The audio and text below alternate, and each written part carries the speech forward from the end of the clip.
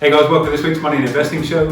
This week we are looking at the February FinTech Fail. Bit of a mouthful, but a lot to digest. We're going to look at the buy now, pay later space, the performance of both Afterpay and Zip, not only in terms of their results, P&L, but also where the growth trajectory sits, but more importantly, where the social responsibility sits in the buy now, pay later space. If you're someone who wants to be part of that wave of a very new sector that Australia is very proud to lead globally, you're going to take a heap out of this show.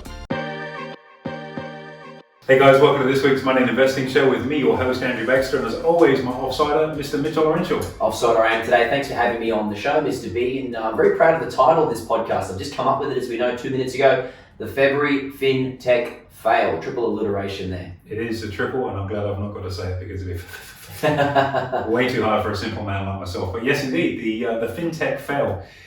Bit of hyperbole in that. I wonder if that is hyperbole or whether it's fact. Well, we'll explore that as we go on through. And of course, what we're talking about is the movement that we've seen in the buy now, pay later sector. You know, no question about it, 2020 and to a large extent 2019 for that matter, were the years of Afterpay and Zip and so on. We've seen tremendous runs out of those stocks. Let's face it, Afterpay, $8.50 up to just shy of $160 in the year and a bit. It's just an extraordinary run. But has the music stopped? Well, I guess that's the question that we'll certainly discover towards the end of the broadcast. But before that, let's cover off on some contextual information. 2020 or even 2019, why were they such strong years for companies like Afterpay and now more recently Zip? Yeah. But these companies are at the vanguard of buy now, pay later. And if you're a dinosaur like me, that's where instead of putting in a credit card, you effectively can split your transaction over 4 equal payments over the subsequent weeks or fortnights. The market that these guys have gone after, traditionally a younger market, younger age group demographic, don't particularly want credit cards. They don't like the idea of credit cards. They certainly don't like the idea of the 17 or 18% interest that credit cards tend to carry, and the notion of being able to have something that is on your phone, is portable, is a disruptive technology, ticks many, many boxes, and it's been in the right place at the right time as reflected by their share prices. It's crazy because, funnily enough, I was doing some online shopping myself yesterday, and thankfully I don't have to use Afterpay. I'm very fortunate, but even before you even select what kind of checkout method it is, whether it be Apple Pay or credit card, there's an option, Afterpay, 4 equal payments of X. Yep. It's so in your face, you can't help but go, oh, maybe I split it up. Who knows, right? It's prolific, and it's a good thing, and it's a bad thing. I think in a way, if we look at, for example, through the pandemic economy, more and more people shopping online, and having that means to do so in a safer, encrypted way, very, very popular. So, as I say, perfect timing, a perfect storm for these companies. But more recently, that perfect storm has maybe turned into more troubled waters, and we've seen that obviously. If we look at Afterpay's share price, which is, as we record today, is down around 25% over the last month or so, from its highs of 160 down to about $120 a share. So that's a meteoric implosion. 25% is a big drop in share price, and then there are reasons specifically behind that, and you wonder whether this creates a buying opportunity or whether it's time to rotate either into another stock in that sector, or indeed whether it's time to move sector altogether and look at some different spaces. It's funny we say that because Zip was down exactly the same amount, about 25%. And there's always been that overarching fear of valuation when it comes to these shares, because they really haven't got any earnings to value their share price on, yet we've seen them shoot up to really crazy heights. Can we chat about, first off, AB, Afterpay's earnings that were just announced on the 25th of Feb? But all of the numbers were bigger than the last 6 months, which is what you want to see if they're the right numbers. Unfortunately, so too with the red coloured ones, which is not so good. So Afterpay for the 6 months banked, I think it's about a $79 million loss for the 6 months. So here's a business that's market capitalization is bigger than Qantas and bigger than a number of ASX. I think it's also, it might even be bigger than Wesfarmers now in terms of its market capitalization, and yet is not making a profit. And this is a real head spin for a lot of value investors that are going, how can it keep going up? What's propelling it? And what we're effectively doing with a stock like this, or Tesla for that matter, is buying a slice of what the future could be. And yes, the company isn't generating a profit per se right now, but the model is projected to at some point in time. Well, these are high growth stocks. We saw Afterpay report earnings, sales were up 106%, which is massive growth, yet they're recording a $79 million loss. So there's kind of the yin and the yang in there. As an investor or even as a trader, how do you digest such information? Well, there's a lot of money being spent in there on growing a business, acquisitions and buying market share to all intents and purposes. But what I thought was really interesting, I mean, several times when I've been interviewed, I've talked about Afterpay having first mover advantage. It's kind of like Uber is the rideshare company everyone knows about, and then you've got maybe Holla or Lyft or some of the second and third tier ones on the side. In this case, everyone talks about Afterpay, but I want to talk a little bit about Zip as well, because I think we may be, and I'm certainly looking at this quite closely personally from my own trading strategy at the moment, seeing a bit of a changing of the guard. Now, Zip, the poor second cousin to Afterpay, it's not 120 bucks a share, it's $10 a share, so infinitely more affordable. Managed to outperform Afterpay by posting $139 million loss for the 6 months. So, which is a substantial loss on any business, again, when it's trading at such lofty expectations and price levels. But some of the things that I'm seeing within Zip in particular, I really like the look of. If we look at its expansion into the US, which for everybody is the land of opportunity, the land of plenty, conquering that, just like the music industry, if you can conquer it over there, you kind of made it. The goal. The goal is to get into that market. By an order, it's just so much bigger than, the country's 20-25 times bigger than Australia in terms of population and so on. Zip made an acquisition, QuadPay, last year. And this is really quite interesting, because not only has it made that acquisition to buy market share there, but what it's been able to do, which is very, very smart, is increase the turnover or the transactional activity within QuadPay, but it's also been able to increase the margin it's making on those transactions too. So if we go back to, we talked of stretch goals fairly recently, where you can have vertical or horizontal stretches. Zip is stretching very much horizontally and vertically, which is a really good thing to see. And I think it will reap significant dividend from that over time through that strategy. In fact, my suspicions would be that out of the two, Zip and Afterpay, I suspect we'll see Zip end up getting a dual listing on the NASDAQ over in the US, terrific capital raising opportunity for that company, raising its profile to the very, very next level. And I think long term, there may be more catch-up value in that business on the basis of its US story.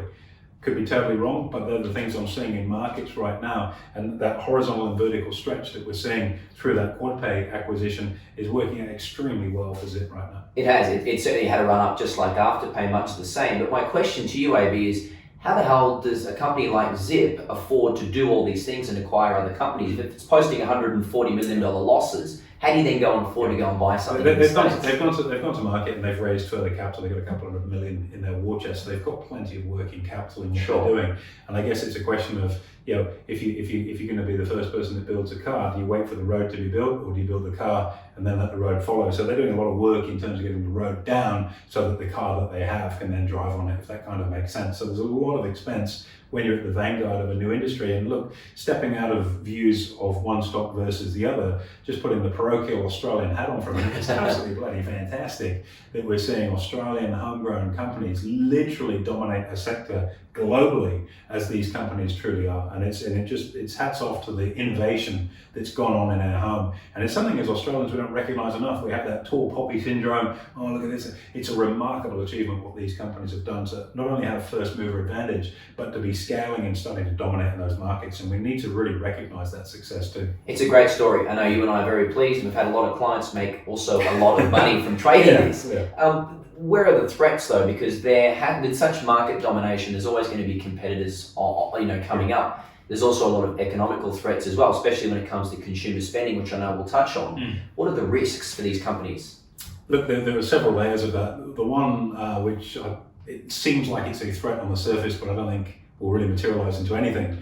A number of the banks here in Australia, they realise that Generation Y aren't interested in credit cards, they don't like the interest payments, who would, and they've gravitated toward that. And there's talk that the banks are going to introduce a zero interest credit card. I think NAB already has, from memory. Now, great project, nice marketing exercise, but if you don't like credit cards and you want disruptive technology, the rates are not incidental, but almost incidental. And I just don't see how that particular product is going to gain the traction in Generation Y. It's kind of like saying, look, great news, we've got really good VHS videos that you can watch. They're the best quality, they're really cheap, you can have them, and you go, yeah, but I stream with Netflix. So nice as that product is, it's not really my cup of tea. I'll leave that with my grandparents or mum and dad. They're more comfortable with that. So I think the banks have really missed that. So it is a threat, but I don't think, and you've got to remember, companies like Visa and MasterCard plus the banks have got vast resources to be able to defend their fiefdoms that they've had. Really, it's a triopoly, I suppose. You've had Amex, Visa, MasterCard, pretty much forever. In that, and diners, if anyone still uses that, as the fourth one. But it's really been that sort of infrastructure or players in that space forever, and now that's changed. So banks on one side. The second thing is a level of regulation, and these companies aren't regulated by APRA. Or ASIC for that matter, insofar as because they're not providing finance, they don't quite sit under it, they're providing the technology sort of solution. A loophole. You could call it a loophole, it operates outside of that, that's the bottom line. Sure. And now there's been a code of conduct or code of ethics has been put together for the buy now, pay later space, but it's self-regulating. And the big challenge with anything that's self-regulating, great if you're someone that's disciplined like you, but for someone that doesn't necessarily have the discipline, or better yet, let's put it in a slightly different way, it's very, very hard to be the gamekeeper and the poacher. Same person, same thing. Because your goals and objectives are dichotomous, they're opposite. And so, it's a very tricky one having self-regulation in it. It does need to be spun out and it does need to be regulated properly, as credit cards are, as consumer loans are, because there are starting to be some dark clouds coming over the hill in regard to the lending practices within these businesses. And so self-regulation, there's nothing to see here, don't worry, is not really the answer. There needs to be a stronger leadership, I think, in the regulatory space, not to put the handcuffs on these businesses, but to ensure their long-term success is there and entrenched by them being able to operate on a really good, firm footing versus, freestyle and running hard. Not suggesting they're doing that, but you do need that regulatory structure in place to ensure there's very, very long-term success of them. Now, is the onus there for a lot also, AB, we can talk about the consumer, because I believe 1 in 5 people have missed payments either using Afterpay or Zip, and then 70% of those people are also applying for other loans to service their Afterpay debt. Yeah. That's not a great story, it's a big threat. It's a real problem. And I think sometimes if you make credit too easy for people, look, don't use this, you can have it if you want, but don't use it, but you can have it if you want, but don't use it. I'm going to have it, aren't I? It is too readily available. And look, within the sector, and we've only talked about Afterpay and Zip, obviously there are other companies in that space too. Each and every one of them have got their own business practices. Some are far more vigorous in terms of screening people for their serviceability. Others are a little bit more laid back. And again, that's why I call into question the ability to self-regulate in that regard. There needs to be a more robust definitive, this is the process in this industry. So for sure, if you make something available for people, they're going to gorge on it. And as you say, the stats are quite harrowing. 1 in 5 people that use the buy now, pay later services are missing payments and then subsequently are refinancing with an interest-bearing loan to pay off their debt to these companies. And that is a real problem. We're also seeing people forego necessities. Now, I'm not sure what necessity is, because some people consider the internet, for example, as a necessity. Maybe having the latest iPhone, a tablet, all those things aren't really necessities, but anyway. But people are foregoing meals and things like that to be able to keep up with their debt. And that's a really difficult position to be in, especially when you hear the story of Generation Y wanting to get into the property market and not able to do so unless the bank of mum and dad are kind of backstopping and guaranteeing a loan. And racking up debt in this space is actually very, very easy to do. As you say, 70% of those people that are behind with payments have sought funding elsewhere in an interest-bearing environment. What makes that particularly unpalatable? You go, okay, well, it's your fault you got into debt, but if there's no regulation, just like we see within lending within the banking space, the responsible lending criteria, currently in Parliament, by the way, for discussion as to whether it needs to be wound back. I hope and pray they don't. It needs to be kept where it is to act in consumers' best interests and keep the banks on the straight and narrow, which we know they need from time to time. So there's none of that in play. And it is going to reap problems. And if you look further down the line, if you want to get into the property market and you can't get a loan because you've got an afterpay debt that you haven't paid, and it does count towards your serviceability on a loan, that then destroys that goal of owning a house if that's where you want to be, because you swapped it for some sneakers over 4 easy payments. That's a real tragedy. Add to that, and these are truly nasty statistics, and it takes a lot to rock me when it comes to hearing numbers, and hearing these, as we discussed before we came on air, beggars belief. Crazy. The Bank of Me, recently acquired by the Bank of Queensland, by the way, great acquisition. I think will really increase the footprint of the biggest banking deal for about 10, 20 years in Australia. The Bank of Me do a consumer health comfort survey, and that survey is really quite terrifying. 1 in 5 people surveyed have got no cash savings per se. Now, that's 1 in 5 that have no cash savings. And you think, well, what exactly does that mean? Does that mean that you're down to your last 100 grand, 10 grand, 5 grand, $100, $50? when you actually dive in a little bit deeper on that and look at those numbers, and again, 1 in 10 people in that survey, 1 in 10 households have less than $100 in cash savings. It makes me sick. That's 10% of the population. And less than 1 in 5 have, I think, $1,000. Less than, around 1 in 5 have less than $1,000. Yeah. Those numbers are staggering, and we've seen big shifts in household savings rates through the pandemic, where people have started to save a little bit more. We've also seen, with JobKeeper and JobSeeker, people have had more income coming in the door. They're being phased out. They probably should be, and that's going to bite especially hard when you look at that bottom tail in our society and in our economy of 1 in 5 people not having $100 cash savings. Brutal. And yet you can still go and buy stuff because you can spread it over the 4 payments. And I think that social wind, and we've talked in several podcasts previously in different shows of that socially responsible investing. That is a cloud that hangs over, I think, the buy now, pay later space. If you put a really vigorous, socially responsible screen on what you're doing. Because you could argue, and I'm not suggesting this is the case, but you could argue that it's almost predatory lending, where you're lending to the lowest common denominator, the smallest end of the tail on the distribution curve with the least amount of money, and you're selling the dream as you can have those Nike sneakers, just pay off over 4 payments, it's okay, it's fine. And that sort of growth in the business, it's great to laud the success of those businesses, and they have been truly remarkable, but there is a disproportionate negative impact at that bottom end of the pile where people really are in significant financial distress, either because they are using buy now, pay later services, as we've seen, the delinquency is on the increase, 1 in 5 not being able to make payments on time, and then they're furthering their debt problem by having to borrow interest-bearing money to pay it off, but also seeing the actual lack of savings that people have. Now, the flip side of that, I also believe there's a level of accountability. People are responsible for their own situation in life as well. And okay, some people may not have a high level of financial literacy, but you should save. And if you don't have any savings, there's absolutely no way in a million years you should be then borrowing more to buy consumer goods and disposable things that really do no value add in your life other than maybe give you an endorphin release for 30 seconds. Well, I mean, $100 in the bank is not a lot. And that's, I mean, you could spend that on lunch, right? And just going out in one day. And it's funny you say that because Americans are exactly the same. As a proxy, 40% of Americans would not be able to cover an unforeseen $400 expense. Everything in America is bigger than that. So everything in America. and that again it shows the wealth discrepancy that's out there. That's not for us to comment on. We're not social commentators, but it's a very real thing. Provided there's a level of regulation that helps afford some level of protection to people that are at that vulnerable level, I think that would be a good thing. And that's why the notion of a code of conduct that's self-regulated, I think it's a very toothless and very soft thing. Now, the companies in buy now, pay later will continue to grow and they'll thrive in that environment. But I think long term, you run the reputational damage of leaving this financial Armageddon behind. So by being a little more vigorous at the regulatory stage right now and making sure that the most vulnerable people in our population aren't exploited, or through lack of financial savviness on their part, financial knowledge or literacy, that inadvertently dig themselves into a financial hole and get that there's a protection mechanism in place. So banks and the credit cards with zero fees, a reasonable threat.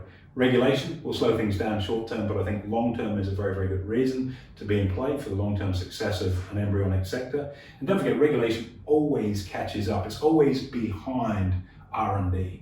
And the regulation will always catch up with it at some point.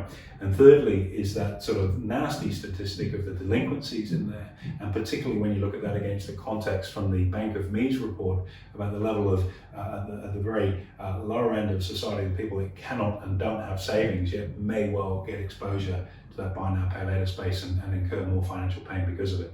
Put those 3 things together as a pain, that's a dark cloud. But if these companies are able to tiptoe around that morally and commercially, I think, as I said, we should be very, very proud of what our Australian champions are doing dominating the global space. Definitely. It's a great story, but then again, there are those risks involved, which we should certainly consider. Now, to conclude the broadcast, AB, as a trader, how do you digest all this information? Because there's a lot on fundamentals, the business, what they are. There's the earnings to digest, but then there's also the social responsibility that we have there as traders as well. Yeah. To finish off. Look, I think there's an enormous shift, and these companies are in the right place at the right time. And we sort of joked about VHS a little earlier, but this is kind of going through the VHS to DVD to Blockbuster to Netflix to streaming. These guys are in the streaming space, so they're right at the vanguard of a technology boom and a shift in social habits, the way people want to be cashless, or a lot of people do. So they are in the right place, and with good stewardship and the right regulatory framework, I think this will continue to be a great growth sector. In terms of the earnings, never like seeing red ink on anyone's earnings. It's never a good thing to see.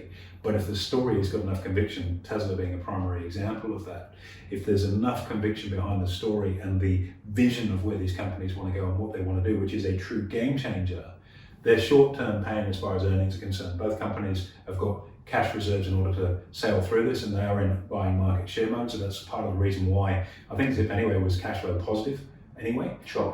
But it was just a net loss across the group, but it was cash flow positive.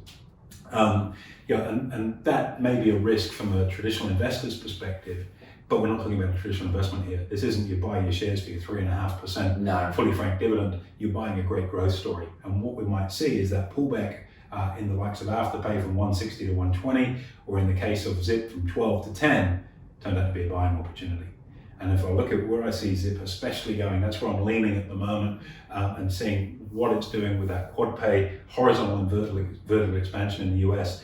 I think that's going to be the one to watch. And if it dual lists on the NASDAQ as well, boom, it's a home run. We're away. Absolutely. And so, very different lenses, not profit and loss lenses, but where is the opportunity? And the tide has moved that way, as long as the damage socially and responsibly is contained in a way that avoids the most vulnerable people being exploited for the growth sake of these businesses. Then I think it's going to be a very, very long story to look. And it'll be really interesting in a year or 2 years' time to review this podcast and see how many of these sort of prophecies have really come through. And look, we examine the same information in markets as everybody else. Maybe we look through different lenses based on experience and skill set and the like, but the reality is what I've just talked of here is what trading and investing in its purest form is all about. Taking a piece, or pieces in this case, of information and being able to very, very carefully join the dots to turn it into a profitable trading idea. Everybody looks, but only some people see. And everyone's looking at that information, but whether they can see the opportunity is where the skill set truly sits. Well, you heard it here first. Thanks very much, Mr. B. February FinTech fail, buying opportunity in my eyes. So thanks very much for sharing. Absolute pleasure, and thanks for saying the title, because I really don't think I could have got that. Nice one, anytime.